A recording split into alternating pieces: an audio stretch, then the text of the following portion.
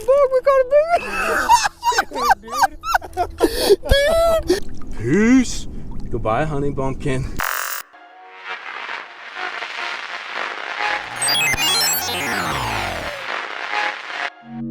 So guys, we've invaded tackle stores, done tackle shop walkthroughs. The only thing almost as good, and actually sometimes better than a tackle shop walkthrough, is going into some freaking angler's garage, dude. And we're here with Walt, the president of freaking Halo. But actually the reason we're here, guys, check out Halo. Like, I've been using a lot of the rods. They're pretty slick, but we're going into punching season here in Gunnersville. We're not quite there yet, but we're going to get there. And that's something that I love to do. This guy knows the rods. You are going to tell me what rod I need to get into those mats and get into that grass and catch some big fish. What do you got? Well, I think you need an extra heavy, you know, in my opinion. So we got a 711 in the TI that's extra heavy, and you couldn't ask for more. Now, if you get into the thinner stuff, the heavy works real well with 711. Okay. You want that length to have your, you know, be able to pull them out, you know, get them out, you get some leverage. But it's still got there. like a bend to the tip, so you're not like overpowering it with that 711. Okay. Yeah, I mean, you don't want just a broomstick. You want something that you can feel stuff with and you can control your pitches with. So we got that, and we got them in several different lines of rods that we have some heavier ones. You know, we have the Black Widow, we have a heavy and extra heavy in it that works good, but the TI with that 711 is a really good punching rod. Okay, so let's take a look at it over here real quick. So the TI is like the high end. I think it's like retails on like Tight Warehouse like $250 or so. But we've talked about it before. Like the transmission on this thing is stupid. I've been throwing that, and actually it's thanks to Walt, dude. They make a 7-foot medium. If you can buy one rod to try out a Halo and you want to spend a little money, buy the 7-foot medium TI. Dude, I throw that magnet on there, and you throw that wobble head all the time, and it is a sick freaking rod, and the transmission is insane. So I'm expecting a lot out of this. So this is the 711 extra heavy and the TI. So this would be the punching rod. Pretty balanced rod? Oh, it's very balanced. I mean, we put a reel on it, and you don't know you have it in your hand. You know, you think when you're punching, you got a extra heavy action rod, it's going to wear you out. Yeah. Well, this rod doesn't weigh hardly anything, you know, and when you put the reel on, get it balanced, you can fish all day, you know, and that's what you want, especially when you get old like me. Walt's always self-effaced. That's what I like about Walt. Well, one struggle that I run into, and I've told you before, like I used to throw those piles all the time. I like the rods, and one thing that I liked about it is I would run one rod. I can talk, guys. One thing I liked about it is I'd run one rod, and I'd run a 1.5 on one rod, and then like a 2 or even a 2 1/4. Can these rods handle that kind of like tungsten variation? Like, can I put a 2 ouncer on there? Is it gonna work? Really? Yeah, absolutely. Yeah, you go 2 ounces on the extra heavy. Really? You know, and you can even go down lighter if you need to on the heavy. I would say if it was me, if I went down to 3/4, say, I'd put it on the heavy. You just you got more control. You know, you get one on such a heavy action rod with a lighter weight. Right. You know, it's just no control. You might as well have a broomstick, you know. Yeah, that's too much for, especially in the grass when you're tugging them out. What's kind of interesting too, I was hanging out with JT like about a month ago. He actually runs the heavy version of this TI in the 711, and he puts that mag spoon on there. So I'm going to give it a try. So they're multifaceted rods. It's not just like a 711 punch rod kind of deal. Like you can do different things with it. That's what I plan on doing. So that's going to be my punching rod. Here's the other thing that's going to be going on. With the grass coming up, we are going into what I've heard so much about, and literally I've never caught a fish on a frog up here yet. I punched all last year in the fall, but the frog deal is a big deal up here on Gunnersville in the TVA. What's going to be my frog rod? Well, I think to me it'd be a 7-foot to a 7.3 heavy action rod. Okay. And we have lots of them. All of our lines have something similar. So this is a 7.3 heavy in the Daylight series. Daylight, all right. And we have a Kryptonite that's a 7.2 heavy. We have a 7.3 heavy and a 7-foot heavy in the Black Widow series. Okay. And the Rave series, which I love for frog, I use the 7-foot heavy. Now I'm a little shorter guy, and I tend to use shorter rods. Really? Yeah, really? Not much, but a little. You know, I mean, I know you can't tell, and you really can't tell when I'm with JT, but I like the 7-foot personally because I feel like I can control it better. Yeah. You get that longer rod for me, and I'm not young. Again, you know, when I started fishing, a 7-foot rod was a flipping stick. Right. You know, so.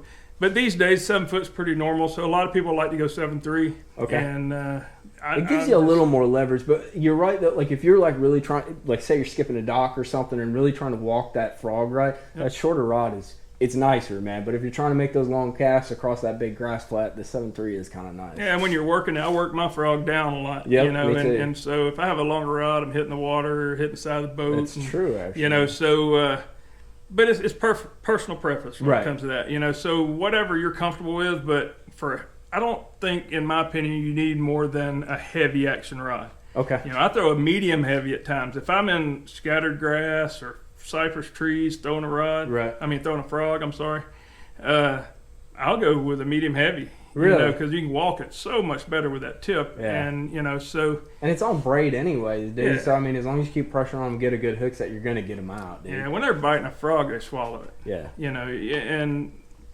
but a heavy action is what you need. It gunners roll in the grass, and a lot of people don't think you can get them out with a heavy, but you can. Yeah, you don't want to go. Yeah. I've played around with trying to go a little heavier down on Okeechobee and that, and you do lose action in the frog, you lose connection. And the other thing too is a lot of times these fish they'll blow up once or twice, and you don't set the hook right away. You actually feel for weight, dude. And if you got some big old stout rod, it is kind of tough to actually feel them when they actually get it. You might not see the frog, but like it doesn't mean they actually have it. You got to kind of reel down and use that tip that you got on, say, like a heavy versus an extra heavy, or like a real stout rod, and actually feel that they're there before you actually set the hook. Kind of reel down on them. So that's a good point. I want to throw this in there. We've talked about it before when we did our Halo rod review a couple months ago. When I first started like playing around with these rods, I need reel suggestions. Remember, I'm cheap. You know, we're not throwing braid all the time. We're going to be throwing some braid when we're punching in that. But if you guys have tried some of those, you know, kind of like budget Shimano's, some of the Lew's, like let me know some of the reels that you've had experience with that actually like last and work.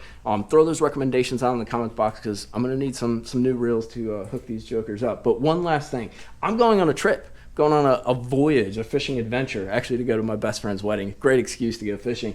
But well, I'm headed to my homeland, where I was actually born, dude, up in Wisconsin. Wow. So we're going to do a line through Kentucky, Illinois, probably fish most in Kentucky and Wisconsin. Wisconsin has some big fish, but a big fish up there is like 4 or 5 pounds is a solid one. But you're fishing a lot of grass, but you're also fishing a lot of finesse. So I need some spinning rods. And you have a killer budget spinning rod for me. What is this thing? So this is a Rave series. So we have, I've actually given you a medium heavy and a heavy to try. Okay. So for me, they're both great rods, and they're my favorites. I'll be honest with you. With our spinning, I do a lot of smallmouth fishing up here on Tennessee River, and they're tough as nails. They're sensitive. They're light, and I'll be honest with you, they're $69, but they work real well, man. And I think you'll be happy with them. You know, you can, with the medium, you can do anything from drop shotting to, you can use tubes. You can. Well, we skip docks with like stick baits and stuff, like weightless stick baits under docks or into the hole. Like do all kinds of stuff, dude. Yeah, you go up there on the water that's not frozen anymore, and you know it's you use all kinds of stuff we don't use on Tennessee River, but it's the same principle, and so. You know, the medium's going to do a lot for you there, and then the medium heavy, if you want to do Nico rigging, do some things like that, it'll be really good for that. I use it a lot for weightless Senko. So the other thing I noticed too, just like playing around, you know how you like bend the tip into the garage floor, which I'm sure he loved me doing as I was doing. But these rods, they're not super parabolic, but they do have a little more of a bend, and I am the ultimate non-bite feeler. I'm terrible with it. So one thing that helps me, and I think one of the reasons I gravitate towards some of these rods that have not a moderate fast, but maybe say a fast action, is because they tend to load up and they actually let you know the fish is there before like you even feel the bite, or if you feel a bite. They just kind of get that bend, and it gives you kind of a little security blanket before you actually set the hook, or it's actually the rod's already loaded up and doing the work for you. And that's what I'm kind of liking about these, because those largemouth, if I remember correctly, it's been like 15, 20 years since I fished up there. They bite a little more subtle up there, especially when you get into the finesse technique. So this is going to be pretty sweet. So we got a 7-foot Rave medium and a 7-foot medium heavy. That's right. Yep. I'm covered, dude. This is going to be sweet. All right, guys. So if you have any interest in any of the rods that we talked about, I'm going to put them to work. It should be kind of fun. I'm going to put links to them down in the description box. They're all available at Tackle Warehouse. You can find them there. If you got any questions for me, drop them in the comments box. Otherwise, well, Halo's got a bunch of social media. They can ask questions on there, any kind of spec questions of that. Where do they find all that if you stuff? go to AmericanBaitWorks.com. Okay. So American Baitworks is the parent company of Halo Fishing. Okay. Click on the link for Halo rods. We have a section in there that you can ask questions. If you have technical questions, anything, just put it in there. We'll get right back to you. Awesome. There's a bunch of cool videos of JT on there probably too, so go check those out. Guys, thanks for watching. I will get back to you on kind of a big review, kind of after my big trip in that to Wisconsin, and let you know how I feel about the rods. Thus far, I've been super pleased. I enjoy the rods. I enjoy this guy too. He's a stick on Gunnersville. Super cool dude. You should really get some social media, Walt. Like, you need to get on there. He's a stick, super cool guy. But guys, thanks for watching. We will catch you again, hopefully out on the water, all right?